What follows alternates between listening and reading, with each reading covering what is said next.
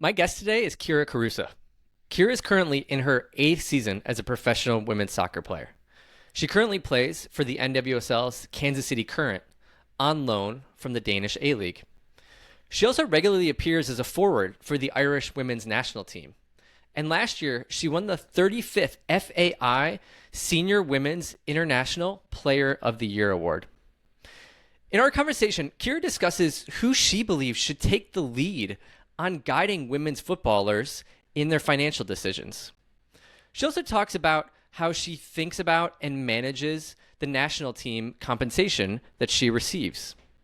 And finally, she shares which financial tasks still give her some trouble and cause her uncertainty as she thinks about her future. This is my conversation with Kyra Carusa.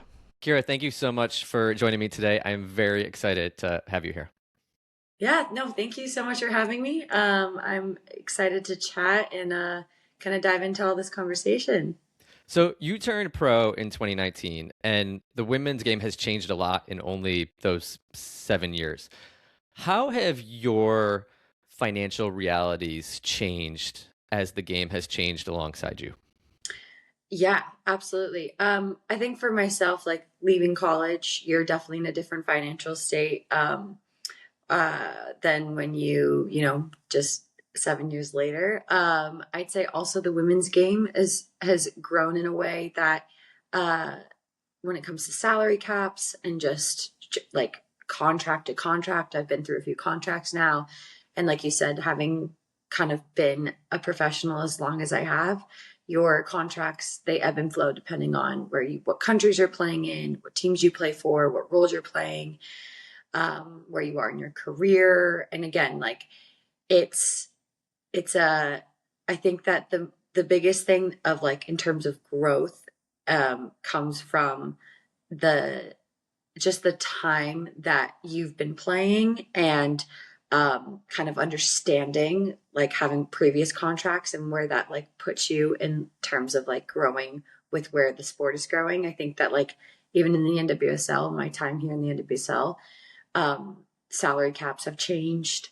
CBAs have changed for different rules in terms Sure. of ways in which players are paid, benefits that they're given. So you build contracts based on kind of these sets of rules, and those have adjusted over time. So I think the most I think the most important thing with my career and how I've been as a professional is just being up to date with what is the current, you know, rules of which like salaries function on and benefits function on, and then hmm being up to date with that. Who have you found that you've turned to most often for guidance with those changes? And what role or what conversations, if any, kind of take place with teammates or other players around the league to help each other with that Yeah. dynamic? Yeah, good question. I'd say that I benefit from my mom and my dad have been incredible conversationalists when it comes to sounding boards, helpful advisors when it comes to kind of finances and whatnot. Always my biggest supporter in me pursuing what makes me happy and doing and playing and living in different parts of the world, no matter what the contract is, as long as it was something I wanted to be doing. But again, like very much like just advisors in that kind of like financial capacity, which has been very helpful. I think that from a locker room standpoint and like teammate standpoint, a huge piece of it is just chatting with one another. I think there's a lot of we can learn from one another in many different ways, and there's a lot of benefits in terms of transparency, but also agents we work with as well, and just advisors from the league as well. I think that something I really applaud the NWSL on, especially in the last 3.5 years, I'd say, is just adding additional support in terms of not just like medically or, you know, um, uh, housing wise, but like financially, like bringing on advisors as well for those that maybe aren't as comfortable with having those conversations with other people or don't really know where to start in terms of those conversations. But I do think that when it comes, I've benefited from having like both my parents being very open and very helpful in those conversations. And then also an agent who has always been very keen to make sure that they're staying on top of that. Since you've been in the sport professionally for a while, do you have an opinion on who should take the lead on that role? Especially if you imagine a player whose parents maybe aren't in a position to help them as much, between the agent or the PA or the league or any combination. Do you Yeah. have thoughts on who should drive that? Yeah. I'd say that it's really important from just a worker welfare kind of standpoint, I guess you could almost say, that the league continue to provide opportunity and options to have seeks financial advice. Um, I know that there are a lot of things that, like from a program, like an NWSL down kind of operations that will provide certain things, whereas then like team to team, things can vary in terms of what it provided. Sure. And I do believe that from an NWSL standpoint, which I did like again, like is beautiful growth, and that's how the league has been growing, is that those kinds of things are mandated or provided by the league, or just simply like whether that's working with partners to really make sure that those resources are accessible. But again, I also do think that when it comes to agencies as well, it's a really, really important part of a conversation. I don't think that I ever really considered that when I first was playing. It was more just like, there's this, somebody who knows somebody who's like, oh, you should talk to this person. They'll get connected to this team here and whatnot. And again, that's kind of how it was operating, just a few years ago. Whereas now, when I have conversations with my agent, or even just before working with my agency, a financial piece is a huge portion of that. And a lot of agencies can have like financial departments that function in them. But also they do recognize that it's important, again, when it comes to staying up to date with certain rules and just changes in leagues that you work in. It's important that they are informed in that capacity. But I do think that from just, again, like a worker welfare standpoint, it's so important to make sure that it's provided on a systemic level. Sure. The most recent CBA included a lot of positive changes for players and for the league. What do you feel like, at least in discussions you may have with teammates, is still one of the biggest like missing components, or something that everyone could really benefit from increasing, that the CBA does not address, or does not address sufficiently at this point? Yeah, good question. I'd say that, yeah, we've come incredibly far with it. And I think, and into this question, it's like almost there are many things that come to mind in terms of like, oh, we're still advocating for this. We're still pushing for this. Mm-hmm. And, and as a player in the league, I can understand that there is a push and pull from an NWSL, like from a larger standpoint of like, there's a business to be run. There's operations that have to be continue. Like we have to function a certain way to make sure that like there is a future, and that there is a building, there's a future that's to be built. And then from a player standpoint, being like, okay, great, but we also need a plan. Right. We need actions. We need responsibility. We need to continue to push this standard, and because again, like there's so much still to come from that. I think that a massive piece in the CBA, or just simply when it comes to something that in the league right now, would be just salary caps, and kind of trying to find the compromise or the balance between where we want to be competitive. We want to pay women what they're worth. We want to ensure that there isn't such a deficit between salaries across the board within a team.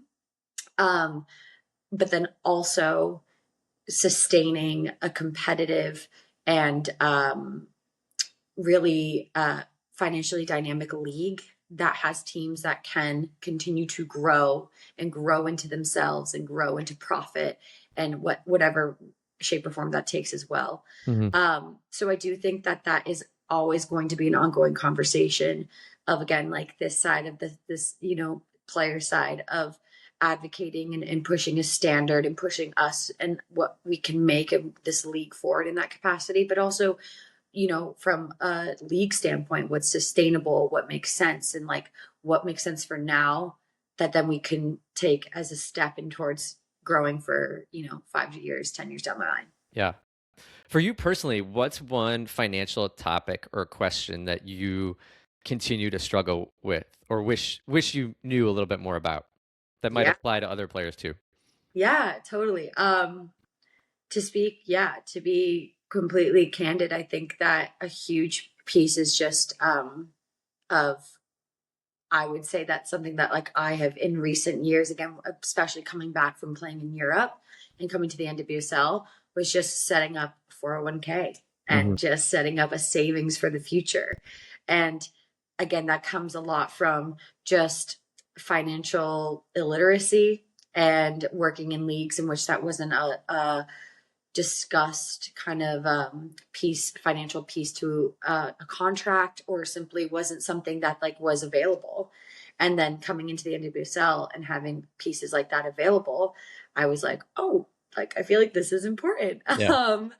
And again, just being vulnerable enough to say, raise your hand and just say like, hey, I could really use some help in this. Like, I'd like to look into that. Like, what does that look like? Do I have access to that? And fortunately, when I first came into the NWSL, I was working with some incredible player facing management that really was helpful in terms of being like, that's not a weird question. You're not like, again, Mm-hmm. just like reminding you that you're human and like that's not weird to ask, and really helping in terms of like figuring out what like, not only just a financial side, but a medical side to everything as well. And it just made you feel a lot more normal in that way. But yeah, I would say like, again, that's not even something that like, when I was leaving college that I was like, oh, and now this is the next step of anything I do. Like, I do think it's something I really have had to grow into. Yeah. And that's not, and that's just as recent as in the last 3.5 years. So yeah, so I think that has been very, very helpful. You just returned from international duty. Congrats on 2 big wins in World Cup qualifying. Talk to me a little bit about national team compensation and how you think about those payments both before and after they arrive, and whether you have any type of system or plan for integrating into your finances, since they can be unpredictable in frequency and amount. Yeah, I think for myself, I've come to a point in my career where how I have like functioned, or how I've kind of, like you said, financially planned my international duty into my finances, my day-to-day finances and whatnot, is to kind of to that note of like not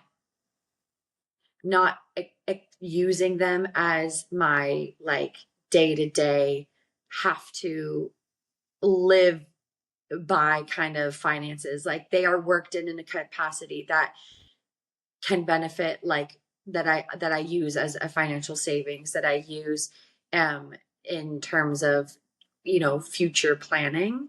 And that did come from just kind of like what I've worked my career up to be, so that like I financially plan, so that like you said, they're a bit more variable. There's a bit more just discrepancy between like what wins you win in a window, how many games you're playing in a window, is it a Sure. major tournament year, where you're playing, where you're being taxed. Like, those are some variables that I've learned to function with, that have made me like understand that like I want to make sure those finances are always the ones that can be the most flexible, in terms of like, I don't need to access these right now, these can be put away into these places.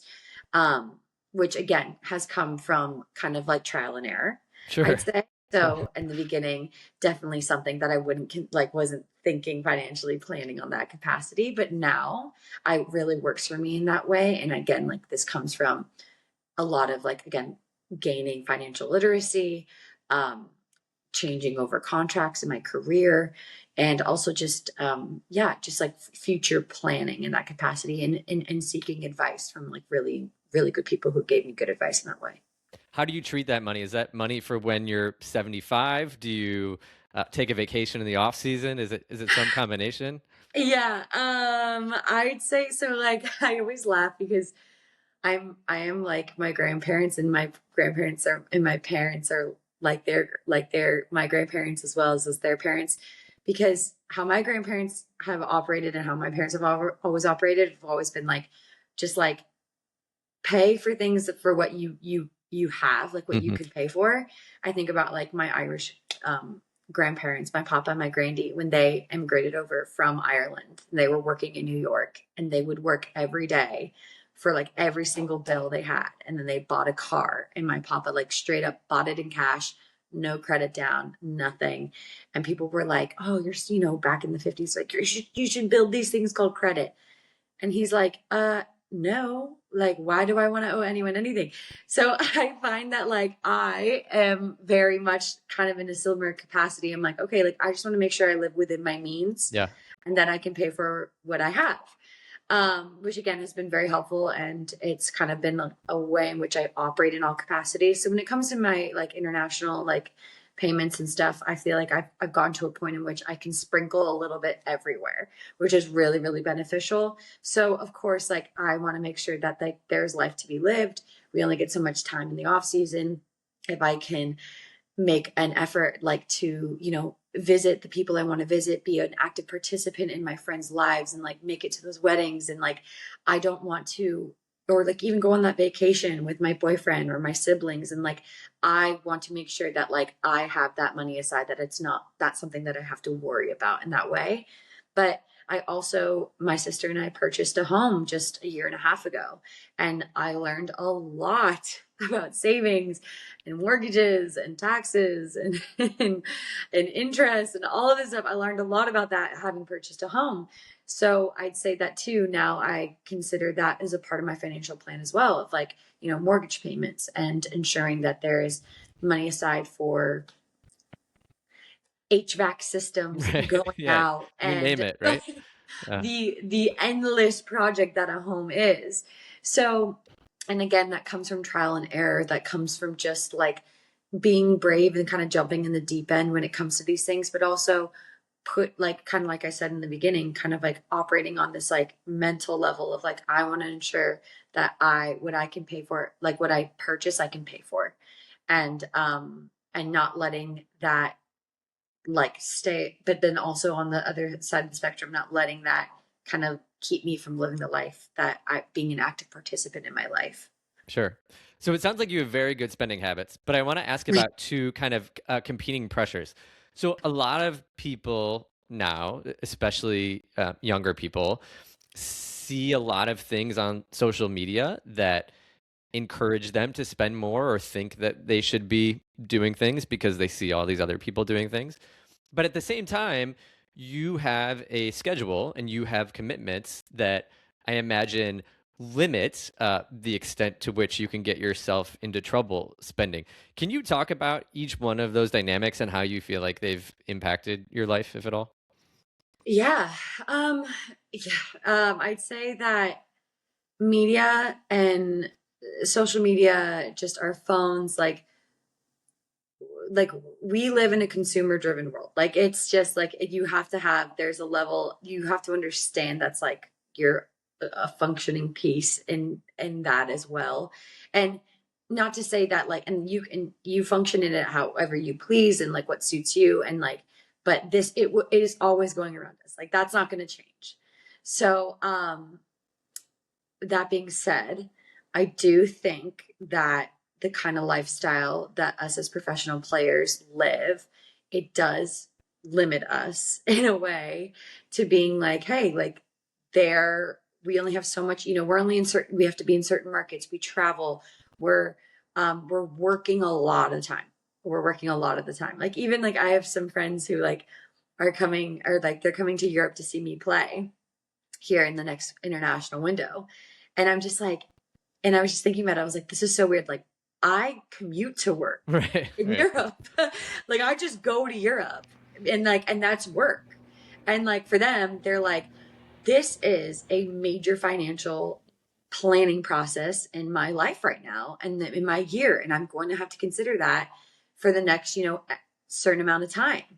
So, and I do find that like, I'm like, wow, like there's such beauty in that. Like, I'm like, wow, it reminds me to stay very present, but it also like reminds me that when you're in this like consumer driven world and media, and again, like even as a professional athlete, like you're in these rooms and you're seeing a lot of like opulence, and you're seeing a lot of just like a lot of things that like from all walks, from all people around you, that you're thinking, okay, like maybe I want that, maybe I should have that, maybe I Yeah. do this. But I do find that our lifestyle kind of reminds me to be very present, and kind of remind me what really like serves me and what like really like makes me feel better. That being said, I'm someone who like if I really like I love watches, and I think that they're and like again like I find that they're beautiful pieces of jewelry and yada yada yada. And so like I was like, okay, like maybe I want to be buying a watch. Like what does that look like? What kind of watch I want to be buying? And again, there is a level of like, do I need this? Sure. But also there is a level of just being like, you know what, like, does this give to me in the way I really would like that? And a lot of my answers here is like, there is a trial and error. There's a learning curve to it all. And I don't think that me 7 years ago was like talking or having these conversations with Yeah. myself Yeah. much. But I'd say that it ebbs and flows to each person of like what's important to them and what's not. I mean, like again, like I bought a home, and like that is a major financial piece in like my life. And if you're not having to pay a mortgage, like that's a lot of money in your pocket too. So like Yeah. there are choices like that you can make to like purchase other things. But yeah, again, it's a conversation that like I don't know if Kyra, when I first started playing, Yeah. I'd like if I was at Kyra Georgetown was having these conversations with herself as I am now. Yeah. You've played in several different countries. How have you managed the different tax laws and investment options in those Yeah. different places? Yeah, that is, I mean, Or maybe you haven't. yeah, I mean, I think there's still such a learning process to it all. Um, I've played in, I've played in and like made money in countries like Australia, the US, Denmark, France, England. I think that the biggest benefit that I've had is again having really incredible advisors in my life, especially my tax accountant. I love her so much. She When is did you hire her? What did that yeah. process look like? Okay. So yeah. So again, and this is my tax accountant is actually someone who's worked with my family for quite a while. So with my mom, and again, my mom being the smart woman that she is, or just like the very prepared, I should say. My mom loves an Excel spreadsheet. So being the Excel spreadsheet prepared woman that she is, that was always relayed on to me. And so the minute I started, playing professionally, making money, it was like, hey, have a conversation with so and so. And and again, I've worked with her now for the last 7 years, thank goodness, Okay. because like you said, I didn't understand that there is financial code and tax code that like transfers from country to country to country. And now I'd say that working in Europe was the easiest thing to do. I never needed a tax account to be working in Europe. Now things work differently in Europe when it comes to taxation, and it comes to kind of who that falls on in terms of like the burden of like or the responsibility for that. So like in Denmark, like every paycheck I was ever given has a full tax breakdown, and everything is taken out. And at the end of the year, the government actually, you go on to this little Danish taxation site, you type in your citizen or like your information, and the government tells you if they owe or you owe, and it's like it's simple, straightforward, done and dusted. Whereas in the US, Yeah, that I was gonna say obviously, I don't think most Americans are gonna want to hear that that's how it works in other yeah, places. I know. And like I always like laugh because people always were like, oh, but you get taxed so much in Denmark, like you get.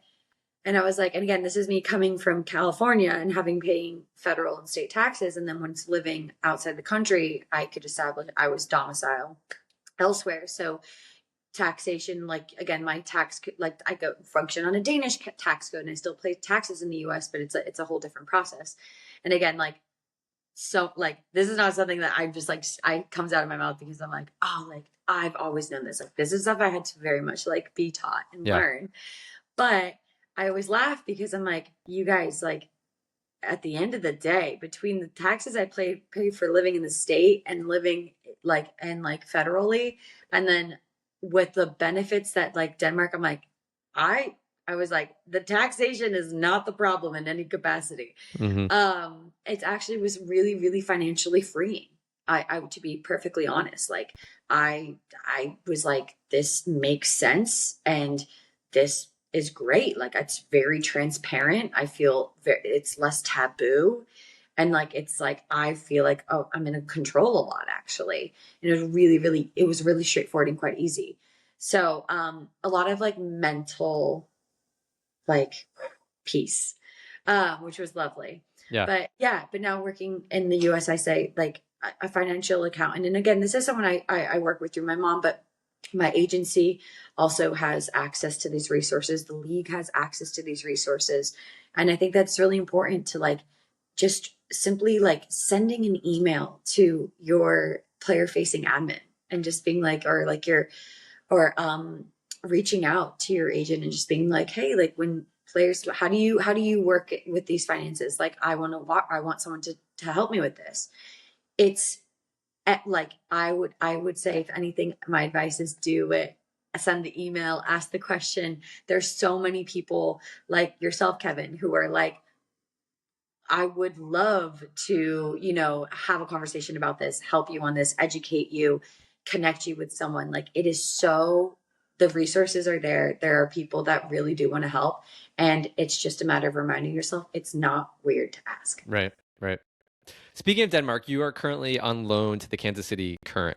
Will you talk about how the dynamics of a loan impact your personal finances and how you think about managing your money under those conditions? Yeah. So I'd say that a really huge benefit, this is my first loan in my career. So this is different for me. A huge Trial benefit. and error, right? I, that's exactly, here we are, trailblazing. I would say that a really huge benefit is that I've haven't had to make a massive change in terms of like, I haven't been working in Denmark for X amount of years and then coming over, Sure. whether that is moving, like your car, living, all that. So I have gone from working and playing in San Diego to now working and playing in Kansas City. So the transition has been quite seamless. And again, a lot of this comes down to contracts and what's written and like what is provided in a contract. And I think a huge piece to a loan as well is understanding that there, when you're at the table discussing a loan, it's like discussing a contract. Like there are certain things that you write in to ensure that like there isn't a financial burden that you have in doing this. Mm-hmm. Because like you said, how sometimes in other country or like with other players that I know who have gone on loan, you go from like living in an apartment that you have a lease for and a car in a city to now needing to be elsewhere. How do you get your car there? What about your lease on your apartment? Where are you going to be living? What does your life look like? What are gas prices there? Like it's the craziest, like kind of like slew of like conversation that you have to, that's like outside of even just like, what team do you want to play for? Like, do you want to do this? How long is the loan? There's a lot of those moving pieces that are good questions to ask, but also again, having an agent that's like on top of that and ensuring that there are certain things written into a contract that like don't leave you financially burdened. But again, and just like working in conversation, because ultimately I always find that there is like I said before, there's a freedom and there is this confidence in having knowledge, and that knowledge is a great thing. And that when you ask these questions and like, you're like, hey, like and coming from a standpoint of like, if you feel weird and even asking, it's like, hey, like, I just want to understand. I just want to ensure that like financially, I know what's to come and what time I'm in, like, just even understanding when you're going to get paid on a new schedule. Like, Yeah. it's just like knowing what time of month you're going to get that. Cause of course you're going to be paying money forward to like then make a transition. But you're like, but like, again, like, how does that look like? Do you get credited back that? When do I get paid for that? Like, do I need to make those purchases myself? And a lot of times, especially now, clubs who really, you are a very important financial asset to them. They want to make sure that those things are just tied up. Those Yeah. things are done. They're Yeah. like looking at you and you're like, yeah, you're a human. Oh my gosh, this is totally normal. Any other person in a working environment would be asking their work, be like, okay, so like, when are you going to book my flight? What is it going to look like? How do I get from here to the airport? How do I, like, they're just those little things. So I do think I have a lot of benefit in having already been basically in the market. So like coming to making a move wasn't as um, diabolical, like you could almost say. Yeah. Yeah, but again, it is a learning curve. Those are questions, those are emails I was asking and questions I was asking, and I was lucky enough to be working, with a club that absolutely understood where, wanted to ease those kind of conversations in my mind. Do you ever feel like anyone at the club level sets a tone that players should be so focused on the game, whether it's their next training session or an upcoming match, that there isn't time for this stuff? I haven't worked with in a capacity that it like I haven't worked with anyone that has made me feel that way, or like or in environments that have like kind of pushed that kind of more of an agenda. Now I've definitely operated in a capacity of like, hey, like the importance of like as players, like we should just worry on pitch stuff. There shouldn't like, but that came from a standpoint of like, let's ensure everything else is taken care of so that they can operate on this level again, like ease their mind, seamless, understand that like we don't want that stress because we want them to come into this market and produce for us right away. Yeah. So that's kind of I'd say like that's more of the conversations and like the kind of environments that I've been in as of recently, which again is great because as a player, you want, again, like your life is so variable. You are literally a moving target when it comes to everything and anything. To just have a little peace of mind in some capacities and have someone be able to say, "Hey, we don't want you to worry about that. We'll make sure it gets done." Yeah. And yeah, but I do think that there is an ebb and flow of like asking or ensure and being like, hey, like this is important to me. How can we make sure this gets done? Hey, like how does this operate? Because do I need to be, is that my responsibility? Is this your responsibility? Sure. And like having those kind of bit more, again, vulnerable, transparent conversations, because I have always operated that clubs want to make sure that they get those things done. And, or if not them, then they want to make sure that you get those questions answered. Right. How do you think about your financial future beyond soccer? Beyond soccer. Yeah. I think again, now, especially I'd say in the last 2 years when it's been at the front of my mind more because of purchasing a home. Um, I think of it as like I think of it as like kind of like chunks of plans. So I have like in my head, I'm like, okay, 2 years, then I think 5 years, then I think 10 years. And again, I kind of have this conversation with myself. What's important to me right now? What's important to me in 5 years? What's important to me in 10 years? And I think that a huge, something I really think about my financially after soccer is what I can do now to like allow myself a future in which I can be a bit more flexible or have time to figure out like certain things or just again like just be prepared in that capacity. Mm-hmm. But I know this sounds like so trivial, but it really is like having like almost like journaling or like writing it down.